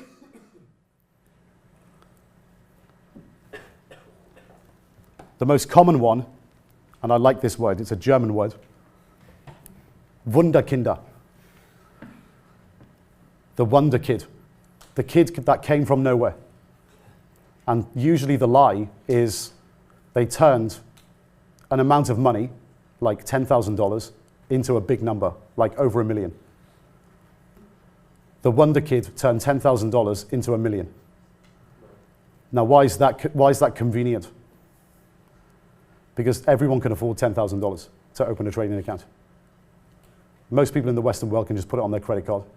So it's the perfect bullshit story to get people to pay for education and put 10 grand in their trading account. And it's simple for people to understand. Oh, you turned 10 grand into $1 million. Fantastic. I want to do that too. Follow a few lines on a chart.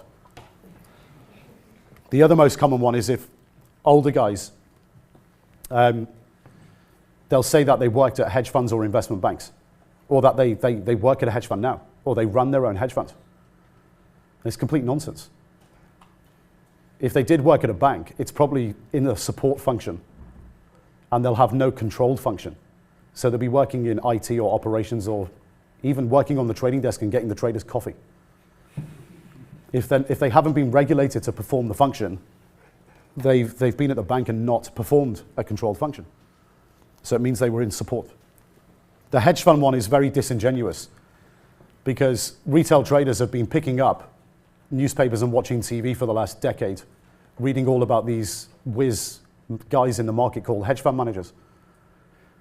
And apparently, according to charlatan trading educators, all you have to do to be a hedge fund manager is open a retail brokerage account and put $5,000 in it. That's all you have to do. And you can call yourself a hedge fund manager. Wrong. A hedge fund is a very, very specific investment vehicle with very specific parameters and moving parts, very specific infrastructure. And you need 5 things to be defined as a hedge fund. You need an offshore registered fund. 80% of them are registered in Cayman Islands. You need an onshore management company, so that's usually in New York, London, Geneva, Singapore, Hong Kong, Sydney. The offshore fund, you have 2 charges. You have the management fee, so the offshore fund is charged by the management company a fee to run the assets per year. And then you have a performance fee. So it's usually 1 or 2% management fee, 20% performance. You have a third-party administrator. So what they're doing every day is making sure that the management company is implementing the agreed mandate from the offshore fund for the strategy that investors have invested in. You need a prime brokerage agreement with a top 10 investment bank. No investment bank will look at you unless you've got $30 million commitment up front. Total waste of their time. Investment banks want clients. They want big clients who are going to trade. And you need a seriously strong track record. Minimum 3 years, probably 5 years. Obvious question, why don't we set up a hedge fund? Well, it's the wrong way round. We are not the hedge fund taking investors' money to make investors rich. We are the investor. So the front door of the institute, there's education, but we're also trading our own money, and we have 40 trading accounts within the institute. And if we find good people, we seed them on power of attorney with real money, and they get to trade our money. Now, it's not a requirement. You can just exist in the infrastructure and be good and join the community and help everybody out. That's fine. But that's the way we look at things. We want to invest in traders. We don't want to take outside money. And if you look at these guys, the weathered faces of the mentors over here and mine, we've all been in the industry for years. We've done our time. When you wake up at 5 o'clock in the morning for 10, 15, 20 years to make other people money and to make shareholders and investors richer, and you make a lot of money yourself on the way, when you've made a certain amount of money, you don't need to get up anymore. You can make a lot of money by doing not a great deal. So all our guys are retired, and we just trade our own money. And as you've seen, hedge funds are a very specific investment vehicle. How much does it cost to set up a hedge fund structure? Over $1 million. If you don't need it, you don't do it. It's stupid. It's vanity over sanity. So we saw manufactured backstories. IB agreement, regulatory history, manufactured backstories. What about manufactured trades and deception? You'll see this a lot in the online world. You'll see lots of educators active on social media, posting screenshots of charts. And this is essentially hindsight trading. So for example, posting a picture of a chart on social media with an arrow that points here and an arrow that points there, saying, I bought it here, I sold it here. Congratulations. Well, anyone can do that.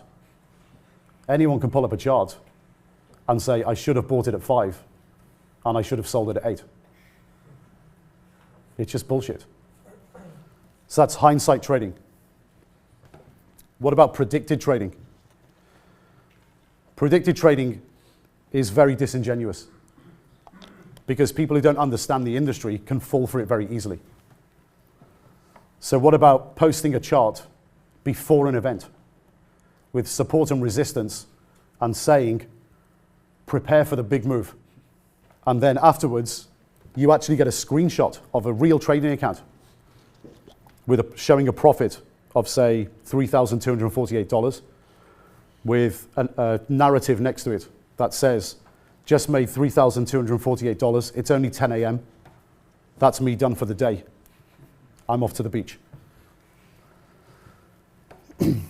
This quite literally is the oldest trick in the book, and it's been going on since the 1920s. They've got two trading accounts. They go long in one and short in the other, and they post a screenshot of the one that makes money.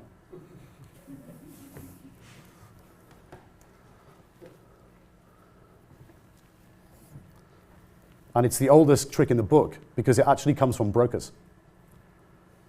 Because in the old days, brokers were advisory brokers. They would advise their clients what to go long and what to go short in the market. And if you've got 100 clients and you're an advisory broker, and this is going all the way back to the 20s, do you tell all your clients, your 100 clients, if you have an idea to go long, do you tell all of them to go long? Of course not. You want to grow your business to 200 people. So you tell 50 to go long, 50 to go short, 50 of them make money, 50 of them lose money, and then the guys that lose money, you help them on the next one. And you grow your accounts from 100 to 110, 130, 200. It's the oldest trick in the book. All that's happened is it's just become modernized by the educator who is the broker in disguise. That's all it is.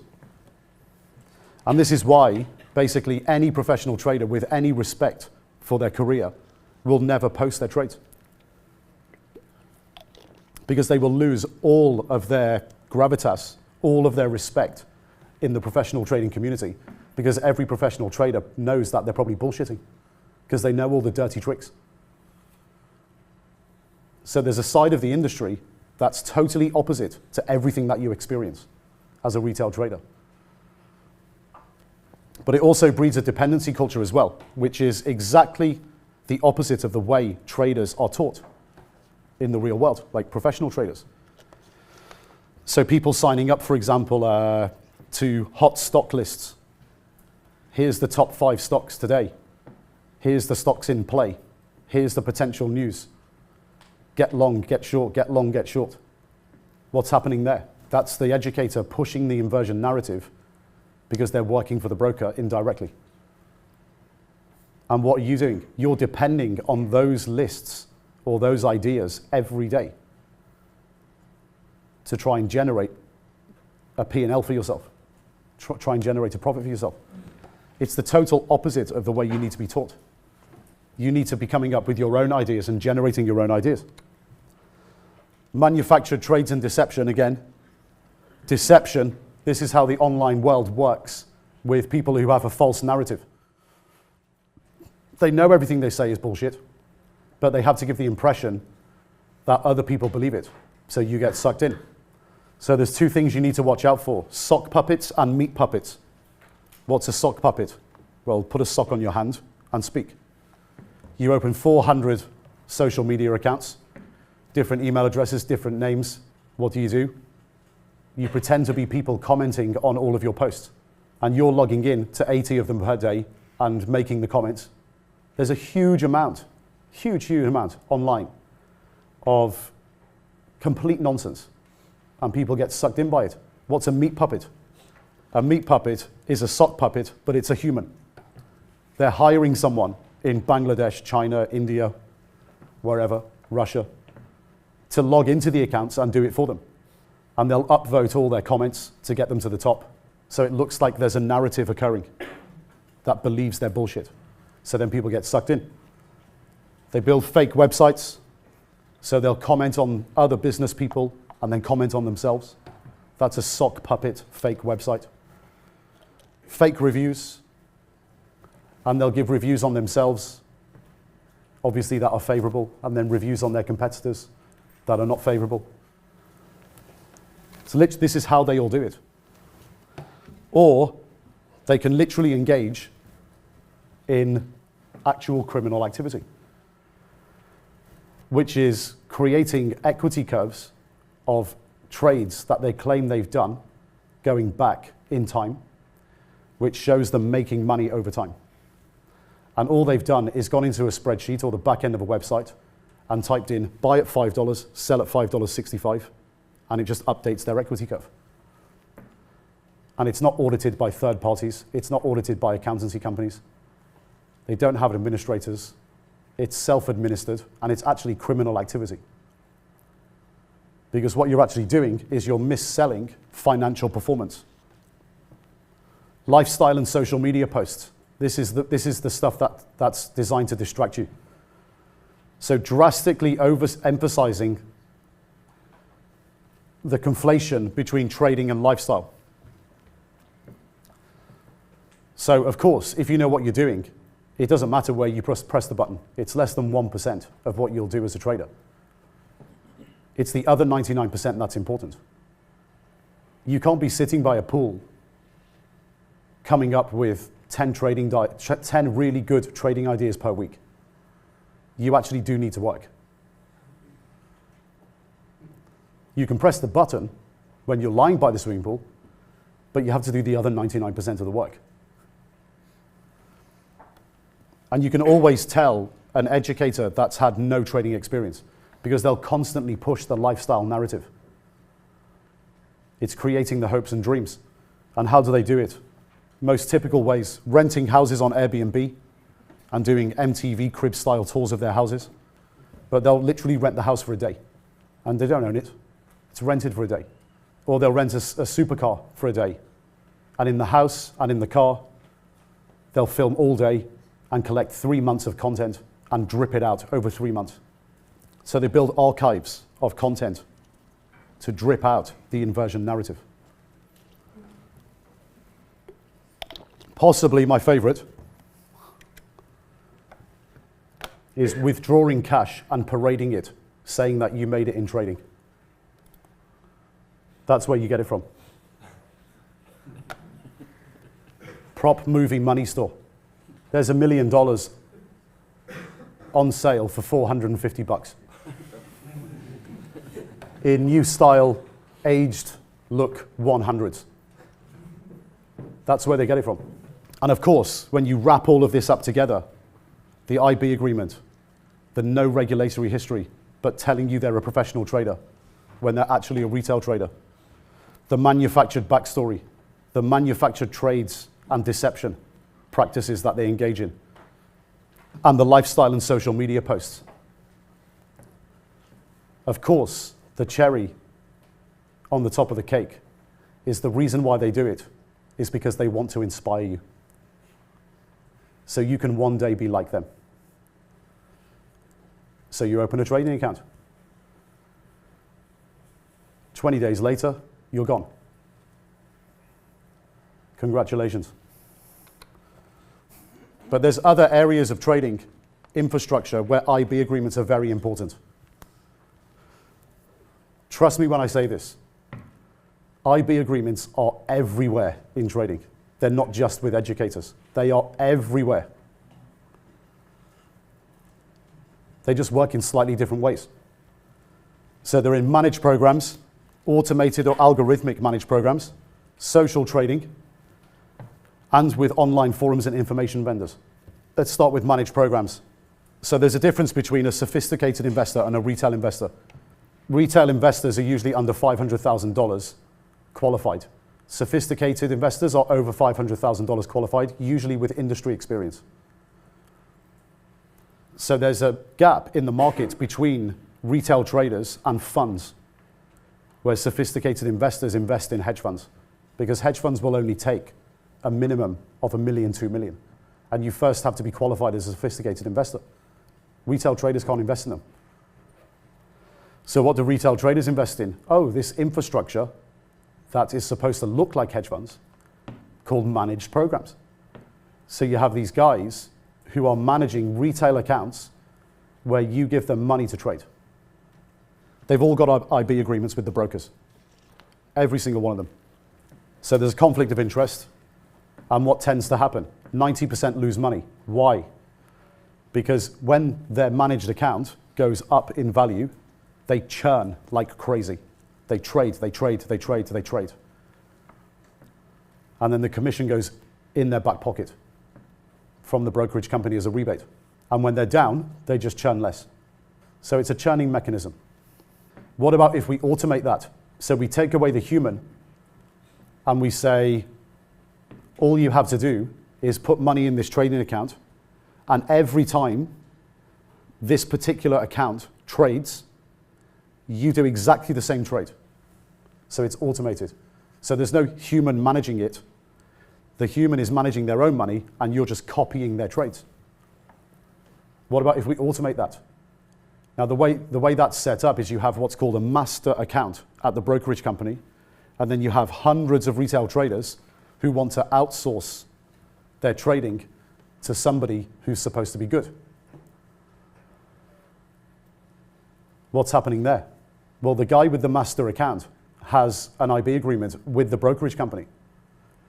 So every time the master account trades, or that guy trades, you automatically trade. It's the same thing. It's just two separate accounts instead of one. So what's happened there? Well, the broker has just outsourced pickpocketing to a machine.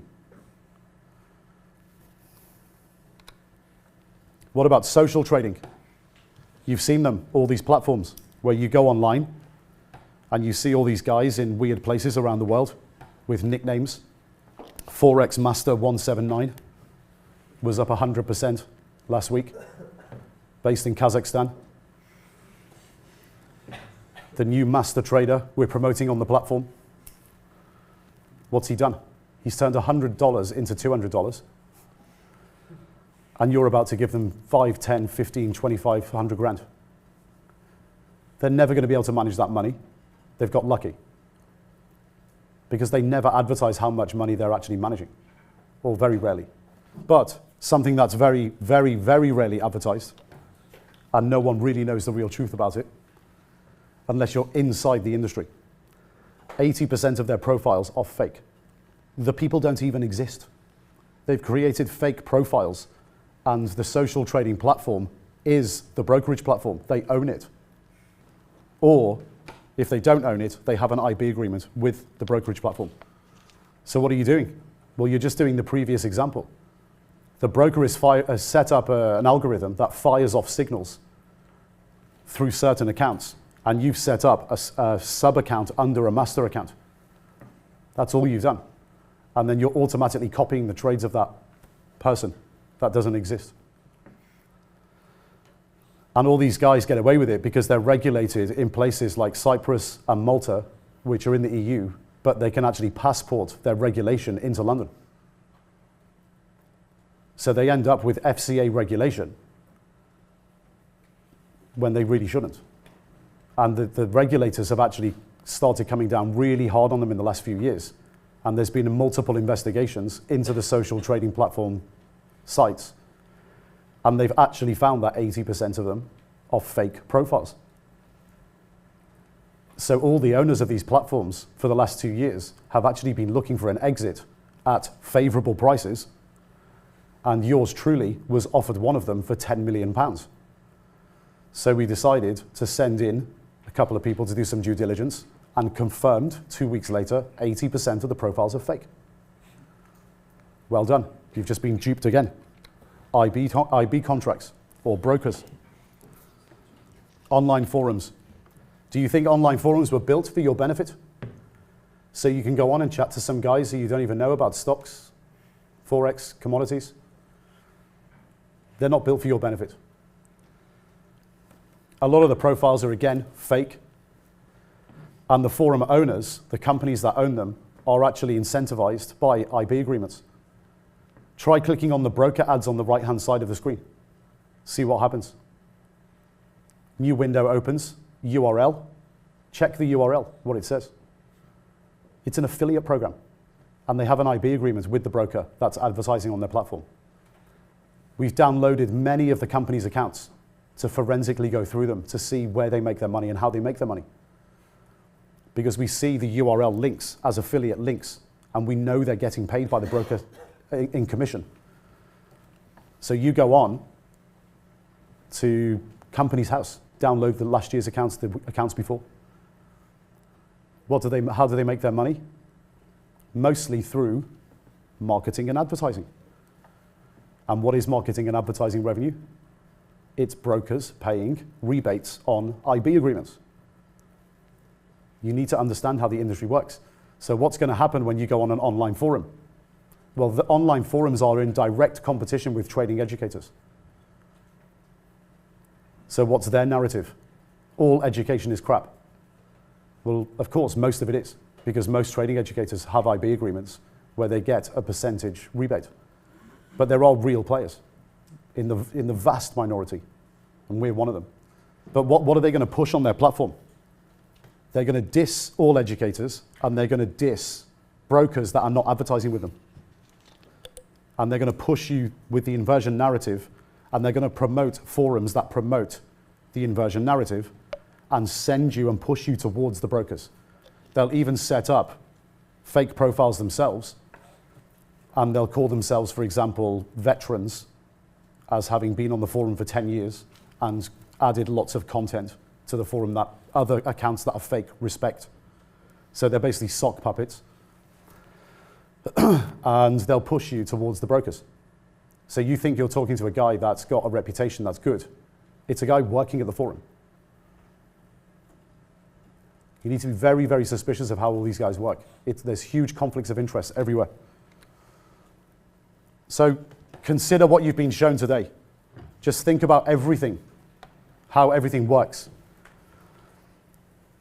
How the parameters of the industry are literally set up for retail to fail. The infrastructure was built for retail to fail, not for them to benefit.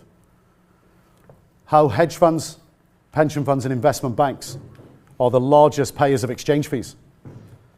And exchanges need them to survive, to maintain the status quo. How investment banks in particular absolutely require dumb money to exist. And they enable the infrastructure by providing the credit, the financing to retail brokers. How investment banks need their largest commission payers, hedge funds and pension funds, to survive, so they continuously get paid. How retail brokers and their IB incentivized educators are literally contracted and incentivized by the infrastructure for retail to fail, so everyone gets paid. How retail brokers and charlatan educators constantly push the inversion narrative. How, as a retail trader with a small account, you don't really have a choice. You have to trade on the platforms. That's how you get access. And how regulators will never actually prevent a problem. They will only ever react to casualties of past problems in the markets. And then now we've stated all this and we've got to this point. I want you to ask yourself a very, very important question. Is it even possible for retail traders to make money? You've got to access the platforms. So let's have a show of hands. Who believes retail traders can't make money? One, okay. Who believes retail traders can make money? Okay, you're right. But like right at the beginning, when we said the most important thing is to look at how the industry works. What did I say at the beginning? Look at how the people who do well in the industry work. And if you're a retail trader, you can make money if you find those people and emulate them. It's pretty straightforward. It's like walking into any industry. Find the players who win and do what they do. Form 10K. It's an annual report in the States for a public company. It gives you all the forensics of the company. Who should we look at in the trading industry who's extremely successful to see what their odds are of making money? Yes, why don't we look at Goldman Sachs? That's where all the most successful traders in the world seem to come from. So let's find out how they make their money. Go online, type in Goldman Sachs 10K, and type in the year. You'll find it in the first two links. It's out every year. It's an annual report. Between pages 95 and 105, you will always find this chart. And it tells you the amount of money that Goldman Sachs makes or loses per day, how many days they make and lose. So what have we got here? Intervals of $25 million, okay? On the right-hand side are days where they make money. The left-hand side, days when they lose money, and how much they make and how much they lose. So in the year 2015, Goldman Sachs made money on 212 days in the trading year and lost 38 days. And this is trading operations, pure trading, nothing to do with M&A, commissions, or anything like this. So pretty skewed to the right-hand side. And you can see that on a typical day when they make money, they make between $25 to $50 million. So there's also a tail out there as well. Look at the tail on the right-hand side, where there's up to $100 million. With 34 days out of the trading year, they're making $100 million. Amazing, right? Why do you think they're making $100 million? Because they call the markets correct. The big situations when markets move, they get it right. And then when the markets don't move, they trade in different ways and they just make money every day. Do they go home with flat positions every day? No. They're running multi-billion-dollar portfolios. They just let the portfolio work and they let the money come in. And they don't stand in the way of it. Huge overnight risk. You can speak to Chris Caffey about it later at the pub. We used to run crazy numbers. Couple of $1 billion on the pan-European trading desk. We'd have between 200 and 400 million of that risk. And we'd run portfolios. And that was even back in the early 2000s. We weren't day trading. Just big portfolios that make money. So 2015, was that a fluke? Was that a one-off? You can actually go back all the way to 99. But let's go back a few years, see what happens. 2014. Thank you very much. What about 2013? What about 2012? That was a decent year. What about 2011? You can go all the way back to the late 90s, since they became a public company and started putting out these numbers publicly. It's the same every single year. Why? What percentage of retail traders lose money? What are they doing? Everything on the right-hand side of the chart we looked at earlier. What percentage of days do Goldman Sachs make money? 90. What are they doing? Everything on the left-hand side of the chart that we looked at earlier. It's not that difficult to work out if you know what you're looking for. So, shouldn't we be doing exactly what these guys do in our own trading accounts? And become the most annoying clients of retail brokers in the world? Guys who make money. Everything that you've got to do in your retail trading account needs to be the same way that these guys do it on the left-hand side. So you have access to the platforms, it's necessary to use them, but you do everything in the opposite way to the way they want you to do things. And you learn how to do it properly. And there's no shortcuts. You've just got to do it. So right back to the beginning, be warned. Our campaign, continuously for the last 5 years, is to first educate you on how the industry works.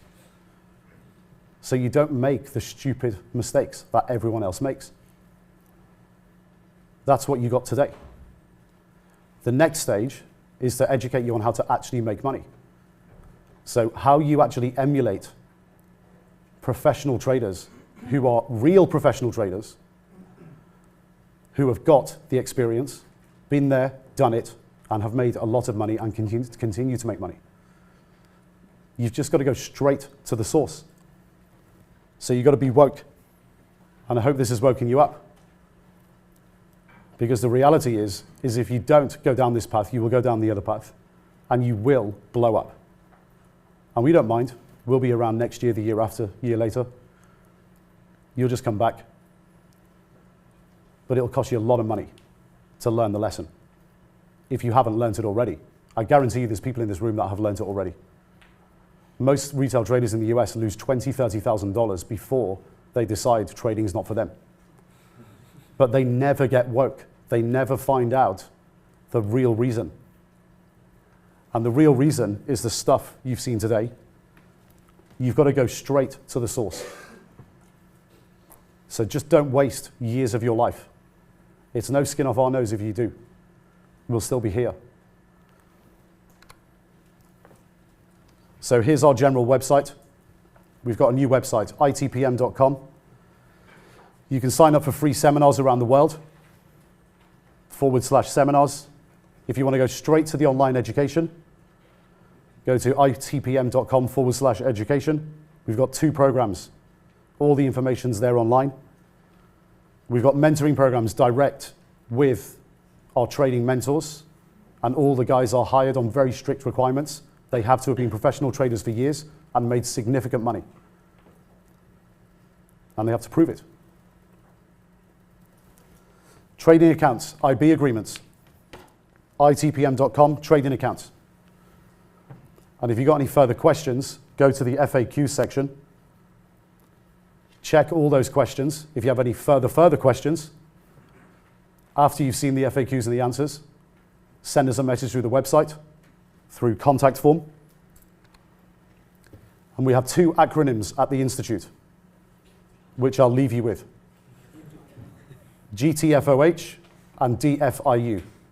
Get the fuck out of here and don't fuck it up. I'll see you at the pub.